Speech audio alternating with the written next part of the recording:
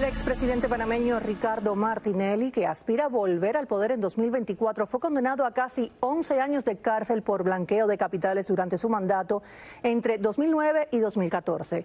El exmandatario apelará la sentencia, que considera es parte de un plan para inhabilitarlo del proceso electoral. Condena para Ricardo Martinelli.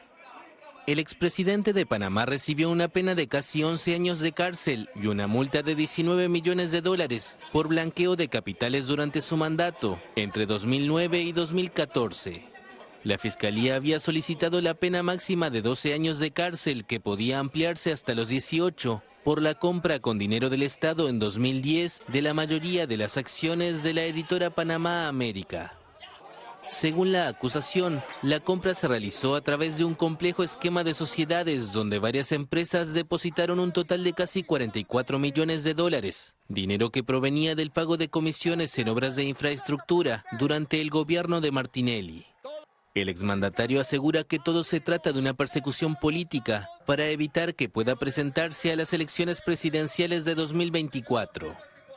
Martinelli está llamado a juicio en agosto por otra causa de presunto blanqueo de sobornos pagados por la constructora brasileña Odebrecht.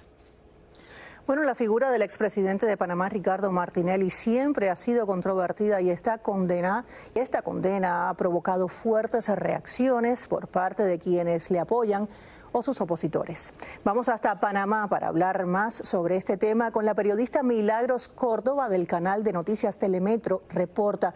Bienvenida, Milagros, muchas gracias por acompañarnos.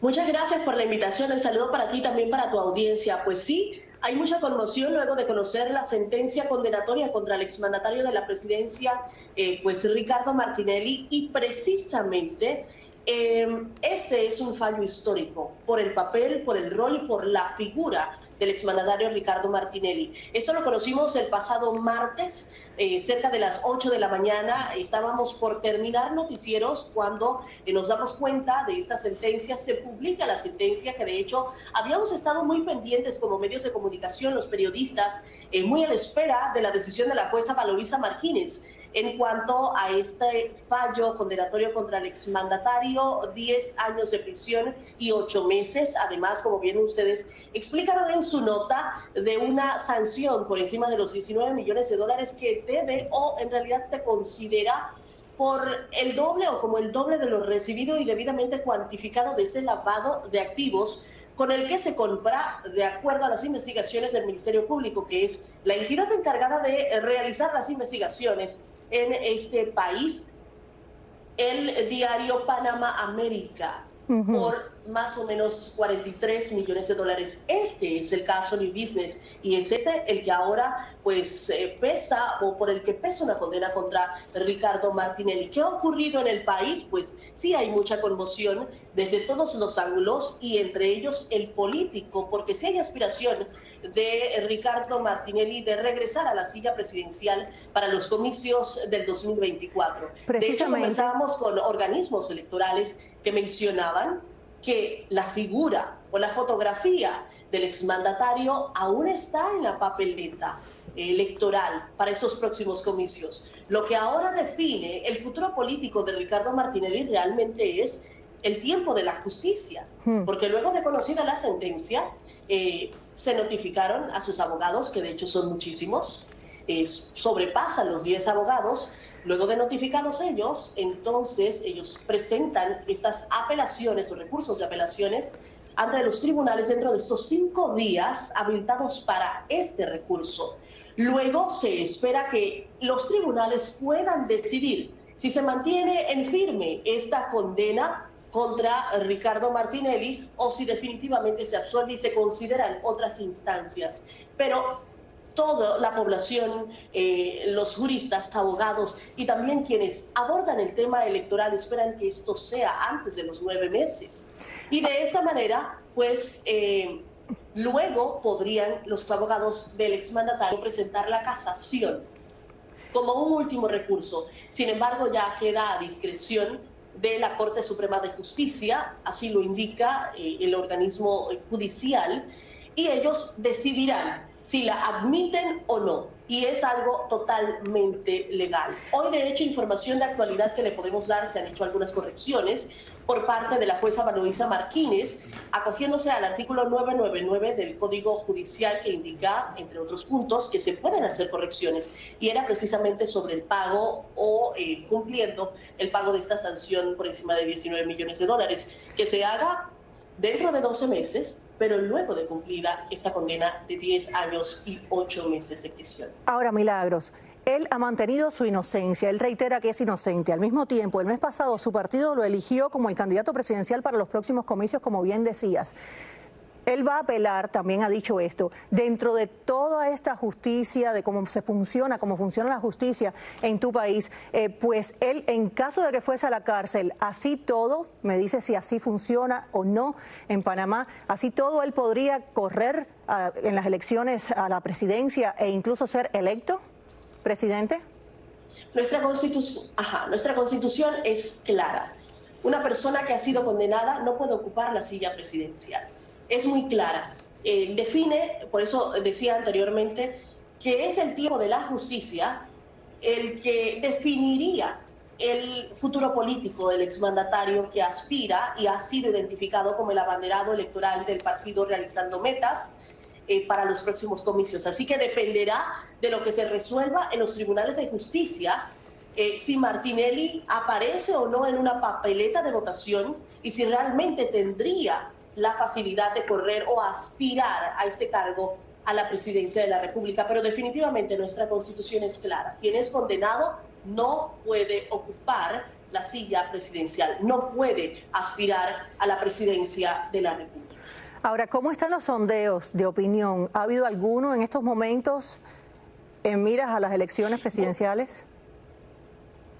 Claro, en su momento, antes de conocer esta sentencia condenatoria que pesa sobre el exmandatario Ricardo Martinelli, pues sí había diferentes sondeos de opinión, pero se mantenía la expectativa muy clara. Y cuando hablo de sondeos de opinión, estos muy informales, a través de redes sociales, portales, de igual manera, algunos periódicos o medios escritos que daban a conocer el sentir de la población, y las opiniones eran a favor y en contra. Algunos a favor del exmandatario y otros en contra, indicando que como las diferentes instancias a las que ha acudido el expresidente de la República y sus encuentros con la justicia, que de hecho tiene algunos pendientes en las investigaciones que siguen.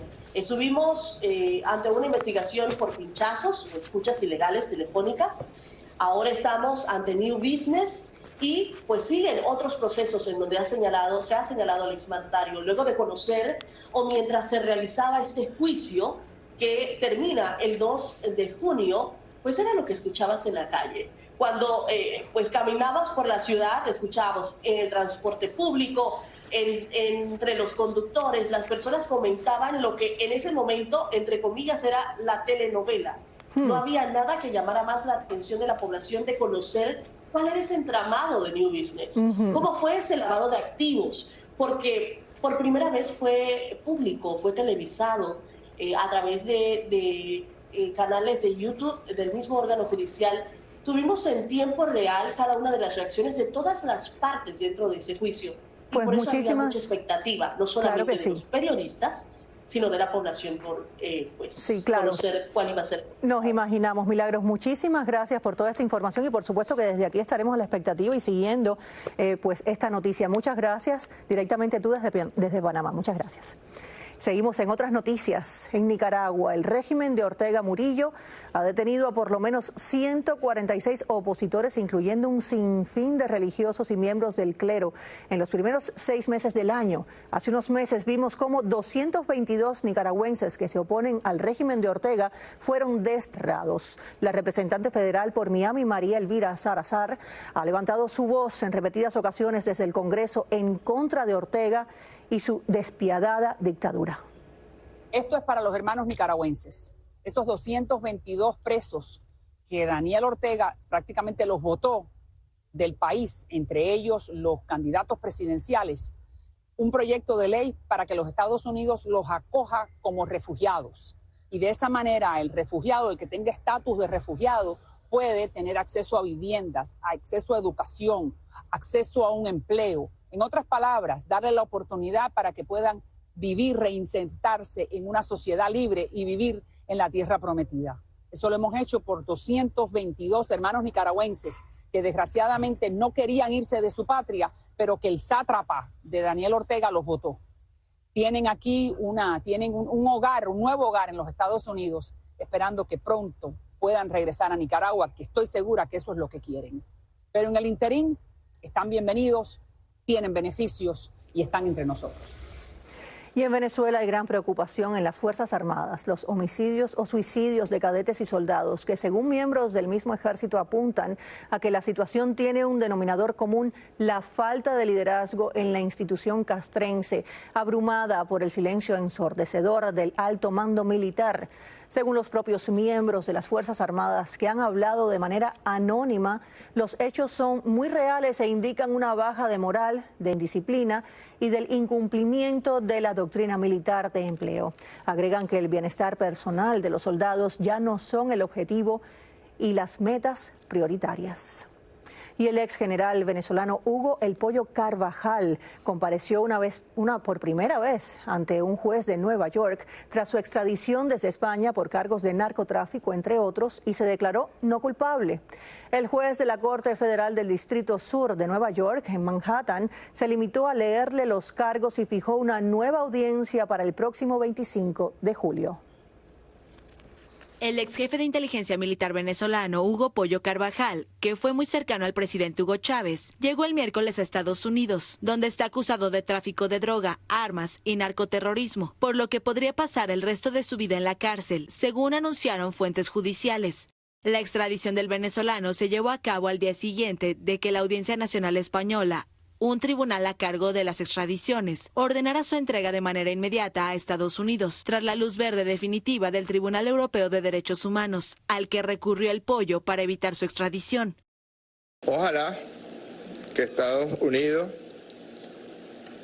no lo hizo España y debió haberlo hecho, en apego a los tratados de extradición que Venezuela tiene con distintos países del mundo, entregue a Venezuela a un delincuente como es el caso de Hugo Carvajal, que está siendo requerido por la justicia venezolana para que responda por varios crímenes.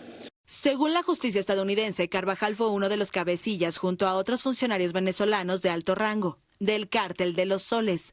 El venezolano alegaba que podía ser condenado a perpetuidad en Estados Unidos sin posibilidad de recurso. El traslado pone punto final a la larga batalla judicial que libró Carvajal para evitar ser entregado desde que fuera detenido en Madrid en abril de 2019. Mientras tanto, en Colombia siguen renunciando ministros. El caso más reciente fue el de Irene Vélez, la ministra de Minas y Energía, quien durante su gestión protagonizó variadas polémicas. Con su salida ya son 11 los ministros que abandonan en el primer año de 18 que tiene el gabinete. Sus renuncias han sido por razones muy diversas, varios de ellos por sus posiciones críticas frente a las reformas sociales del gobierno. Y a propósito del gobierno colombiano, militares retirados convocaron a marchas en Bogotá, una movilización en honor a los héroes de la patria, pero también para mostrar su insatisfacción con el gobierno de Gustavo Petro. Miles de personas, entre veteranos de guerra, familiares de miembros de la fuerza pública y ciudadanía, participaron en esta movilización, donde muchos ex uniformados también dijeron negarse a participar en los festejos por la independencia del país que se han estado celebrando durante el día de hoy.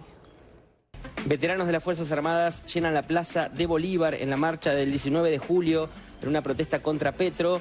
En la jornada de ayer, sectores de la oposición política convocaron a una movilización para apoyar a los integrantes de la fuerza pública. A esta jornada se unieron también varios grupos de moteros que mencionaron que saldrán a rodar por las calles de la capital del país para terminar en el Monumento de los Héroes, sobre la calle 26 en el Ministerio de la Defensa. Por su parte, Daniel Fernando Escobar, militar retirado, dijo que van a participar de la movilización. Dijo además que se tiene previsto que varios integrantes de la Reserva Activa no participen del desfile del 20 de julio como es tradicional. Según el ex uniformado, están inconformes con las políticas de gobierno del presidente Gustavo Petro y por eso se va a abstener de hacer presencia en la conmemoración de la independencia.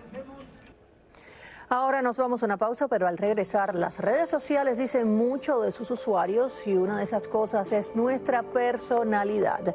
Hablamos con un experto y veremos qué nos dice al regresar de la pausa.